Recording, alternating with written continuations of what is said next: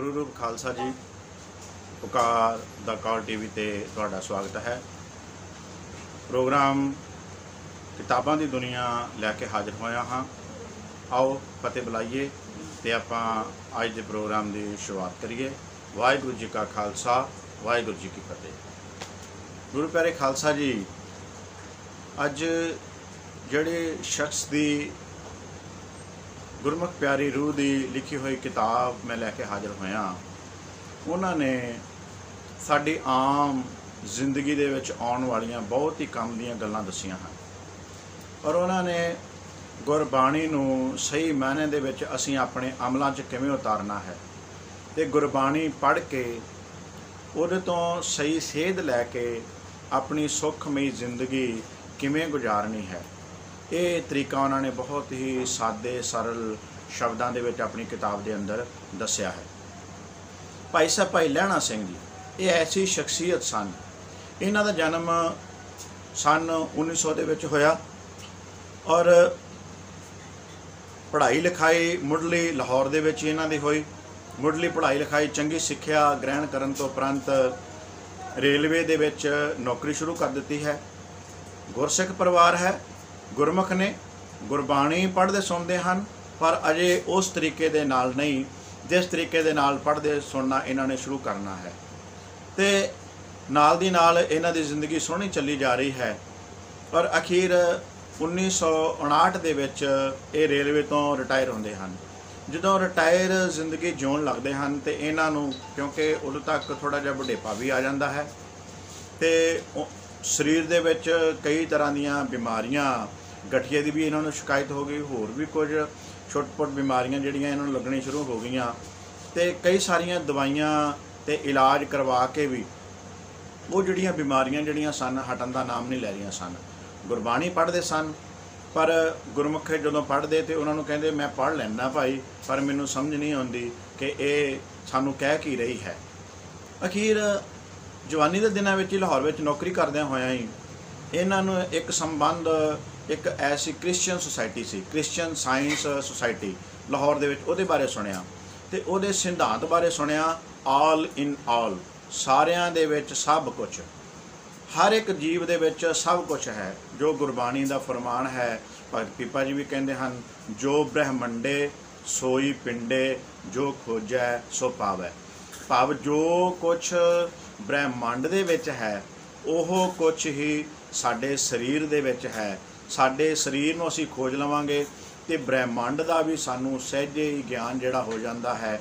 अपने शरीर नूं अपने आत्मे नूं खोज लवांगे तो ब्रह्मंड विच ते शरीर विच वसे हुए परमात्मा जी नूं भी असीं देख लवांगे।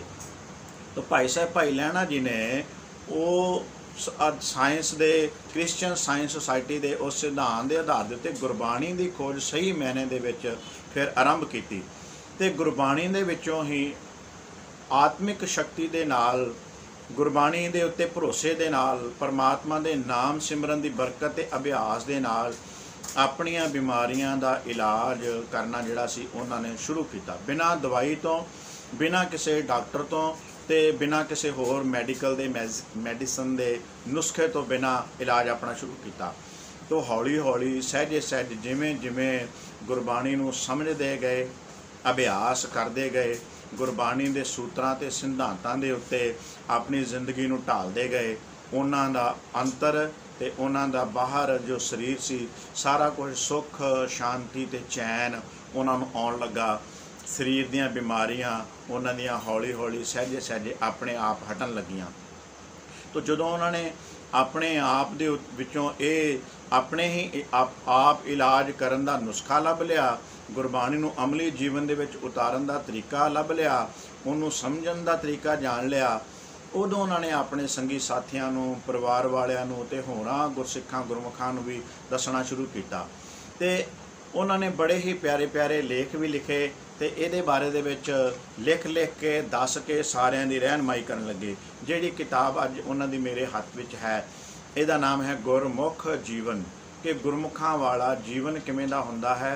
परमात्मा वाहिगुरू जी दे उत्ते भरोसा रखदिआं, नाम बाणी सिमरन करदिआं किवें एक गुरमुख जिहड़ा है वो उच्च आत्मिक अवस्था नूं पहुँच जाता है, ਕਿਵੇਂ ਸਰੀਰ ਤੋਂ ਨਿਰਲੇਪ ਹੋ ਜਾਂਦਾ ਹੈ ਤੇ ਮਾਇਆ ਤੋਂ ਨਿਰਲੇਪ ਹੋ ਜਾਂਦਾ ਹੈ। ਇਹ ਜਿਹੜੀ ਗੁਰਮੁਖ ਜੀਵਨ ਕਿਤਾਬ ਹੈ ਭਾਈ ਸਾਹਿਬ ਭਾਈ ਲਹਿਣਾ ਜੀ ਦੇ ਉਹਨਾਂ ਦੇ ਆਰੰਭ ਵਿੱਚ ਪਹਿਲਾਂ ਥੋੜ੍ਹਾ ਜਿਹਾ ਉਹਨਾਂ ਦਾ ਜੀਵਨ ਲਿਖਿਆ ਹੈ, ਕੈਸੀ ਉਹਨਾਂ ਦੀ ਜੀਵਨ ਜਾਂਚ ਸੀ ਉਹ ਲਿਖੀ ਗਈ ਹੈ।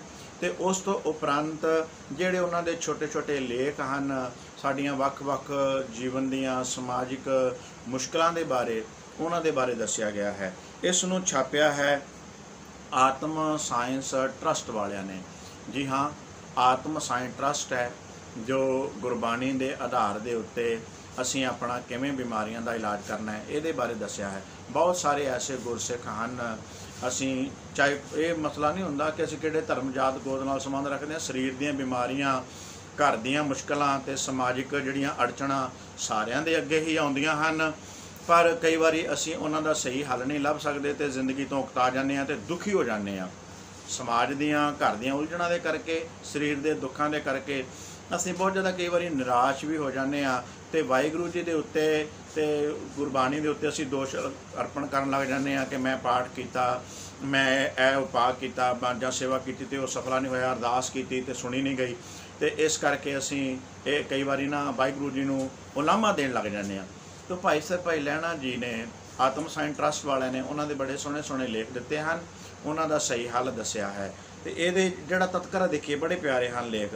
ਪਹਿਲਾਂ ਭਾਈ ਸਾਹਿਬ ਦਾ ਜੀਵਨ ਹੈ, ਗੁਰਮੁਖ ਜੀਵਨ, ਫਿਰ ਕੁਝ ਹਿੰਟ ਹਨ। ਦੂਸਰਾ ਜਿਹੜਾ ਹੈ hints to girl seeking marriages, ਉਹ ਲੜਕੀਆਂ, ਨੌਜਵਾਨ ਬੇਟੀਆਂ ਸਾਡੀਆਂ ਜਿਹੜੀਆਂ ਵਰ ਦੇ ਯੋਗ ਹਨ, ਉਹਨਾਂ ਨੂੰ ਇਹ ਅੱਜ ਸਾਡੇ ਘਰਾਂ ਦੇ ਵਿੱਚ ਬੇਟੀਆਂ ਦੇ ਵਾਸਤੇ ਬਹੁਤ ਨਿਹਾਇਤ ਜ਼ਰੂਰੀ ਪੜ੍ਹਨ ਵਾਲਾ ਲੇਖ ਹੈ। ਉਹਨਾਂ ਦਾ ਅੰਗਰੇਜ਼ੀ ਵਿੱਚ ਵੀ ਉਹਨਾਂ ਨੇ ਦਿੱਤਾ ਹੈ, ਪੰਜਾਬੀ 'ਚ ਵੀ ਦਿੱਤਾ ਹੈ ਕਿ ਜਿਹੜੀਆਂ ਨੌਜਵਾਨ ਬੇਟੀਆਂ ਨੇ ਆਪਣਾ ਵਰ ਚਾਹੁੰਦੀਆਂ ਨੇ, ਉਹਨਾਂ ਨੇ ਵਿਆਹ ਕਰਨਾ ਹੈ, ਜੀਵਨ ਵਸਾਉਣਾ ਹੈ, ਜੀਵਨ ਸਾਥੀ ਲੱਭਣਾ ਹੈ ਤੇ ਉਹਨਾਂ ਦਾ ਜੀਵਨ ਸਾਥੀ ਜਿਹੜਾ ਕਿਹੋ ਜਿਹਾ ਹੋਣਾ ਚਾਹੀਦਾ ਹੈ ਤੇ ਸਹੁਰੇ ਪਰਿਵਾਰ ਵਿੱਚ ਜਾ ਕੇ ਕਿਵੇਂ ਉਹਨਾਂ ਨੇ ਆਪਣਾ ਸੁਖੀ ਜੀਵਨ ਗੁਜ਼ਾਰਨਾ ਹੈ, ਇਹਦੇ ਬਾਰੇ ਦੇ ਵਿੱਚ ਬਹੁਤ ਸੋਹਣੇ ਸੋਹਣੇ ਭਾਈ ਸਾਹਿਬ ਜੀ ਨੇ ਹਿੰਟ ਦਿੱਤੇ ਹੋਏ ਹਨ। ਫਿਰ ਅੱਗੇ ਦੱਸਿਆ ਹੈ ਅਰਦਾਸ, ਸਾਡੀਆਂ ਅਰਦਾਸਾਂ ਕਬੂਲ ਕਿਉਂ ਨਹੀਂ ਹੁੰਦੀਆਂ, ਆਪਣੀ ਦੁਨੀਆ ਆਪ ਬਣਾਓ, ਕੁੱਲ ਬਿਮਾਰੀਆਂ ਦਾ ਇੱਕੋ ਨੁਸਖਾ, ਦੌਲਤ ਤੇ ਨਾਮ, ਕੀਤਾ ਲੋੜੀਆ ਕੰਮ, ਸੱਚਖੰਡ, ਬਿਜਲੀ ਘਰ,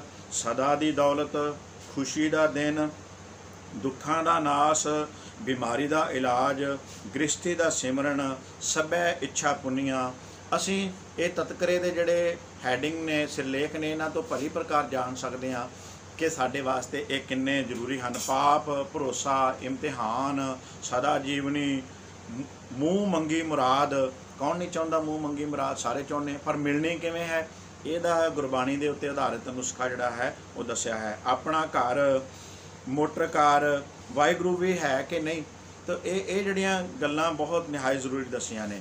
ਹੁਣ ਮੈਂ ਆਪ ਜੀ ਦੇ ਸਨਮੁਖ ਉਹਨਾਂ ਦੇ ਇੱਕ ਹੋਰ ਇਹਦੇ ਵਿੱਚ ਆਰਟੀਕਲ ਹੈ, ਸਾਡੀਆਂ ਅਰਦਾਸਾਂ ਕਬੂਲ ਕਿਉਂ ਨਹੀਂ ਹੁੰਦੀਆਂ। ਕਈ ਵਾਰੀ ਅਸੀਂ ਮਨ 'ਚ ਕਰਦੇ ਹਾਂ ਕਿ ਸਾਨੂੰ ਤਾਂ ਜੀ 5-5 ਸਾਲ ਹੋ ਗਏ, 10-10 ਸਾਲ ਹੋ ਗਏ, ਬੜਾ ਲੰਬਾ ਸਮਾਂ ਹੋ ਗਿਆ, ਅਸੀਂ ਇਹ ਅਰਦਾਸ ਕਰਦੇ ਹਾਂ ਦੁੱਖਾਂ ਤੋਂ ਨਿਵਰਤੀ ਦੀ, ਜਾਂ ਕੋਈ ਮੰਗ ਲੈ ਕੇ ਅਰਦਾਸ ਕਰਦੇ, ਕਿਉਂ ਨਹੀਂ ਪੂਰੀ ਹੁੰਦੀ। ਤਾਂ ਭਾਈ ਸਾਹਿਬ ਜੀ ਨੇ, ਭਾਈ ਸਾਹਿਬ ਲਹਿਣਾ ਸਿੰਘ ਜੀ ਨੇ, ਇਹਨਾਂ ਨੇ ਦੱਸਿਆ ਹੈ ਕਿਤਾਬ ਦੇ ਵਿੱਚ ਕਿਉਂ ਨਹੀਂ ਪੂਰੀ ਹੁੰਦੀ। ਇੱਕ ਪੈਰਾ ਤੁਹਾਡੀ ਨਜ਼ਰ ਕਰਦਾ, ਤੁਸੀਂ ਭਲੀ ਪ੍ਰਕਾਰ ਸਮਝ ਜਾਓਗੇ। ਸ਼ਬਦ ਵਿੱਚ 3 ਚੀਜ਼ਾਂ ਹਨ ਅਰਦਾਸ ਦੇ ਅੰਦਰ, ਠਾਕਰ, ਸੇਵਕ ਤੇ ਅਰਦਾਸ। ਅਰਦਾਸ ਜਦੋਂ ਕਰਦੇ 3 ਚੀਜ਼ਾਂ ਮੁੱਖ ਹੁੰਦੀਆਂ। ਅਰਦਾਸ ਦਾ ਮੈਟਰ, ਮੰਗ ਕੀ ਰਹੇ ਆ, ਅਰਦਾਸ ਸੁਣਨ ਵਾਲਾ ਭਾਵ ਵਾਹਿਗੁਰੂ ਪਰਮਾਤਮਾ ਜੀ ਦੇ ਅੱਗੇ ਕਰ ਰਹੇ ਆ, ਤੇ ਅਰਦਾਸ ਕਰਨ ਵਾਲਾ ਸੇਵਕ, ਅਰਦਾਸੀਆ। ਆਤਮ ਸਾਇੰਸ ਦਾ ਫੈਸਲਾ ਹੈ ਕਿ ਜਦ ਤੱਕ ਇਹ ਤਿੰਨੇ ਚੀਜ਼ਾਂ ਆਪਣੀ ਪੂਰੀ ਸ਼ਕਲ ਵਿੱਚ ਮਿਲਾਪ ਨਾ ਕਰਨ ਤਦ ਤੱਕ ਪੂਰਾ ਨਤੀਜਾ ਨਹੀਂ ਨਿਕਲ ਸਕਦਾ। ਇਹ ਆਤਮ ਸਾਇੰਸ ਦਾ ਹੀ ਅਸੂਲ ਹੈ, ਬਲਕਿ ਹਰ ਸਾਇੰਸ ਦਾ ਕਾਨੂੰਨ ਹੈ।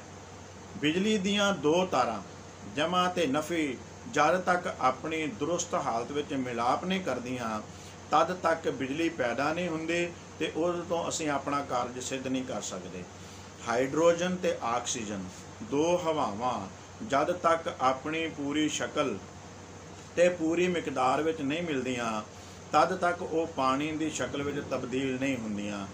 ਇਹੀ ਅਸੂਲ ਸਭ ਸਾਇੰਸਾਂ ਦਾ ਹੈ, ਇਹੀ ਅਸੂਲ ਆਤਮ ਸਾਇੰਸ ਦਾ ਹੈ। ਆਓ ਹੁਣ ਦੇਖੀਏ ਠਾਕੁਰ, ਸੇਵਕ ਤੇ ਅਰਦਾਸ ਦਾ ਮਿਲਾਪ ਕਿਵੇਂ ਹੋਵੇ, ਇਸ ਦਾ ਪੂਰਾ ਨਤੀਜਾ ਕਿਵੇਂ ਨਿਕਲੇ, ਅਰਦਾਸ ਦਾ ਫਲ ਮੰਗਿਆ ਹੋਇਆ ਕਿਵੇਂ ਸਾਨੂੰ ਮਿਲੇ। तो ਇਹਦੇ ਵਿੱਚ ਬਹੁਤ ਸੋਹਣੇ ਤਰੀਕੇ ਦੇ ਨਾਲ ਉਹਨਾਂ ਨੇ ਦੱਸਿਆ ਹੈ।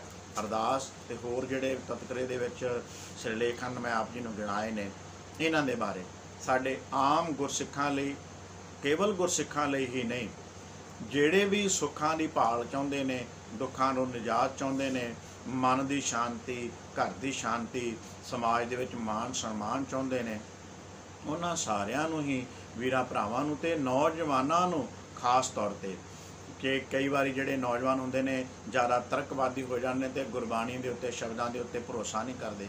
ਇਹਦੇ ਵਿੱਚ ਇਹ ਵੀ ਦੱਸਿਆ ਹੈ ਕਿ ਕਿਹੜਾ ਸ਼ਬਦ ਅਸੀਂ ਕਿਵੇਂ ਪੜ੍ਹਨਾ, ਜਿਵੇਂ ਤਾਤੀ ਵਾਉਣ ਲੱਗੇ ਆਮ ਕਰਕੇ ਅਸੀਂ ਦੁੱਖਾਂ ਤੋਂ ਛੁਟਕਾਰੇ ਲਈ ਪੜ੍ਹਦੇ ਹਾਂ, ਪਰ ਇਹਦਾ ਅਸਲ 'ਚ ਸੂਤਰ ਕੀ ਹੈ, ਇਸ ਸ਼ਬਦ ਦਾ ਸਿਧਾਂਤ ਕੀ ਹੈ, ਤੇ ਉਸ ਸਿਧਾਂਤ ਨੂੰ ਅਪਣਾ ਕੇ, ਉਸ ਸੂਤਰ ਦੇ ਉੱਤੇ ਚੱਲ ਕੇ ਅਸੀਂ ਕਿਵੇਂ ਇਸ ਸ਼ਬਦ ਦਾ ਪੂਰਾ ਲਾਭ ਲੈ ਕੇ ਤੇ ਆਪਣੇ ਆਪ ਨੂੰ, ਆਪਣੇ ਘਰ ਨੂੰ, ਪਰਿਵਾਰ ਨੂੰ, ਆਲੇ ਦੁਆਲੇ ਨੂੰ ਸੁਖੀ ਕਰ ਸਕਦੇ ਹਾਂ। ਭਾਈ ਸਾਹਿਬ ਲਹਿਣਾ ਸਿੰਘ ਜੀ ਨੇ ਗੁਰਮੁਖ ਜੀਵਨ ਨਾਮ ਦੀ ਇਸ ਕਿਤਾਬ ਦੇ ਵਿੱਚ ਦੱਸਿਆ ਹੈ, ਛਾਪਿਆ ਹੈ। ਆਤਮ ਸਾਇੰਸ ਟਰਸਟ ਵਾਲਿਆਂ ਨੇ ਸਾਰੀਆਂ ਬੁੱਕ ਸਟਾਲਾਂ ਦੇ ਉੱਤੋਂ ਇਹ ਕਿਤਾਬ ਮਿਲ ਜਾਂਦੀ ਹੈ। ਸਾਰੇ ਲੈ ਕੇ ਪੜ੍ਹੀਏ ਤੇ ਆਪਣਾ ਜਿਹੜਾ ਜੀਵਨ ਹੈ ਉਹ ਸੁਖਮਈ, ਸ਼ਾਂਤੀਮਈ, ਗੁਰਬਾਣੀ ਦੇ ਅਸੂਲਾਂ ਦੇ ਉੱਤੇ ਆਧਾਰਿਤ ਬਣਾਈਏ। ਇਜਾਜ਼ਤ ਦਿਓ, ਅਗਲੇ ਹਫ਼ਤੇ ਫਿਰ ਇਸ ਐਪੀਸੋਡ ਦੇ ਵਿੱਚ, ਇਸ ਪ੍ਰੋਗਰਾਮ ਦੇ ਵਿੱਚ ਕਿਤਾਬਾਂ ਦੀ ਦੁਨੀਆ ਵਿੱਚ ਨਵੀਂ ਕਿਤਾਬ ਲੈ ਕੇ ਹਾਜ਼ਰ ਹੋਵਾਂਗਾ। ਵਾਹਿਗੁਰੂ ਜੀ ਕਾ ਖਾਲਸਾ, ਵਾਹਿਗੁਰੂ ਜੀ ਕੀ ਫਤਿਹ।